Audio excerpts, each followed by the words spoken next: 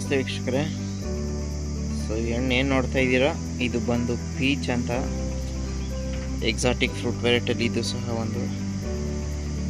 So ಇದು ಹಣ್ಣು full ತಿನ್ನೋ ಸ್ಟೇಜಿಗೆ ಬಂದಾಗ ಈ ಥರ ಆರೆಂಜ್ ಕಲರ್ ಟರ್ನ್ ಆಗುತ್ತೆ.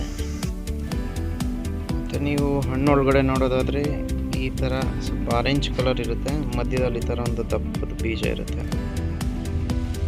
ಇನ್ನೂ ಪರವಾಗಿಲ್ಲ, ರುಚಿ ಇರುತ್ತೆ, ತೊಂದರೆ ಇಲ್ಲ, ತಿನ್ಬೋದು.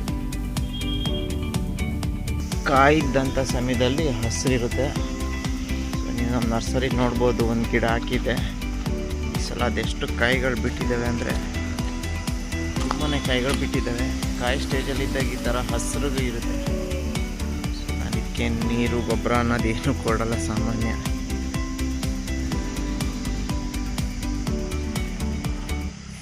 ಗಿಡದ ಪೂರ್ತಿ ಹಣ್ಣಾಗಿದೆ. ಸೊ ಇದು ಸ್ವಲ್ಪ ಕಮರ್ಷಿಯಲಿ ಏನು ಮಾಡೋಕ್ಕಂತ ಆಗೋದಿಲ್ಲ. ಯಾರ್ಯಾರು ಹಣ್ಣಿನ ಗಿಡದ ಕಲೆಕ್ಷನ್ ಆಸಕ್ತಿ ಇರುತ್ತೆ ಅಂಥವ್ರು ಹಾಕ್ಕೊಬೋದು ಈ ವೆರೈಟಿನ. ಯಾರಿಗಾದ್ರೂ ಪೀಚ್ ಗಿಡಗಳ ಅವಶ್ಯಕತೆ ಇದ್ದಲ್ಲಿ ನೀವು ಅವರು ನರ್ಸರಿನ ಸಂಪರ್ಕಿಸ್ಬೋದು. ಧನ್ಯವಾದಗಳು.